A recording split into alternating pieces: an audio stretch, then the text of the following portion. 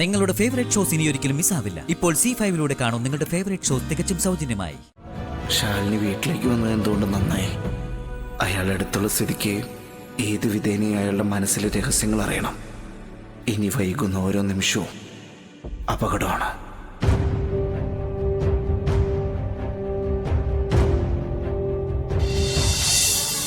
ആരെയും എളുപ്പത്തിൽ കറക്കിയെടുക്കാനും അവൾ മിടിക്കുക.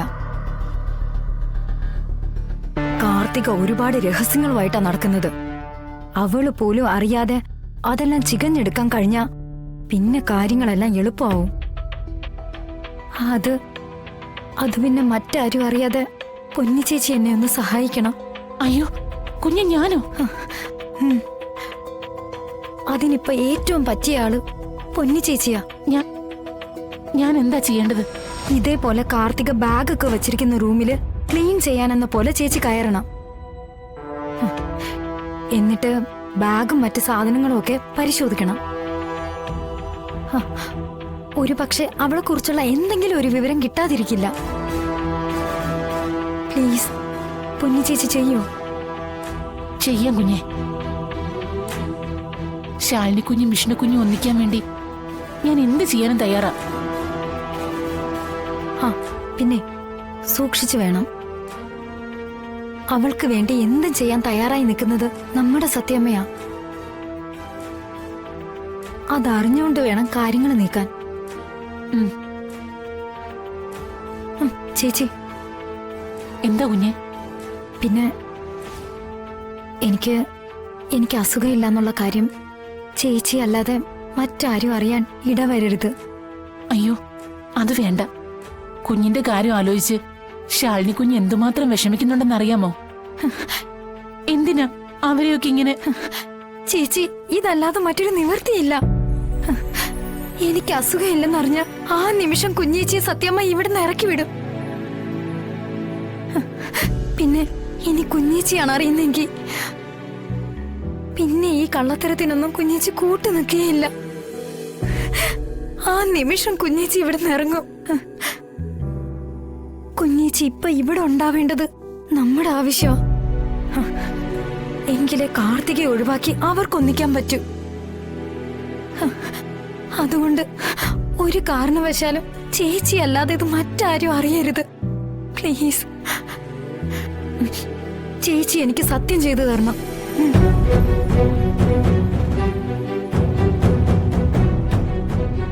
വിഷ്ണു കുഞ്ഞിനും ശാലിനി കുഞ്ഞിനും വേണ്ടിയല്ലേ? ഞാൻ ചെയ്യാം.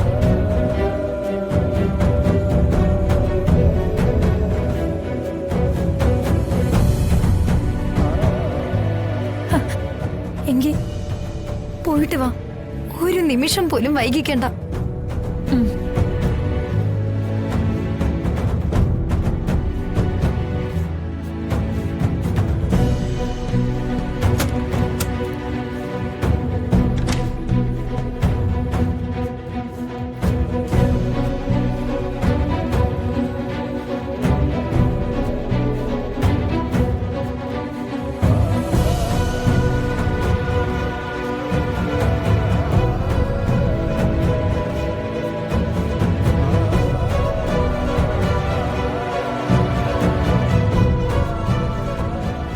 വീട്ടിലേക്ക് വന്നത് എന്തുകൊണ്ട് നന്നായി.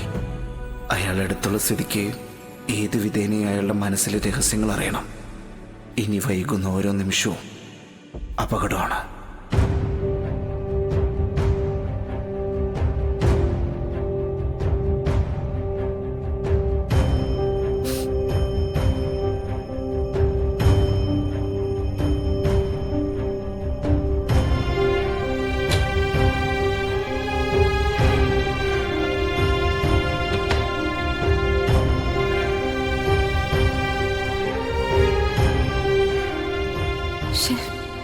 ആളെവിടെ പോയി?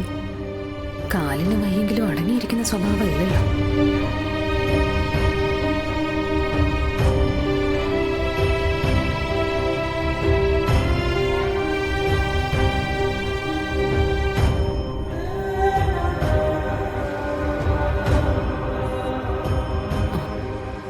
മെഡിസിൻസ് ഒക്കെ ശരിക്കും കഴിക്കുന്നുണ്ടോ ആവോ?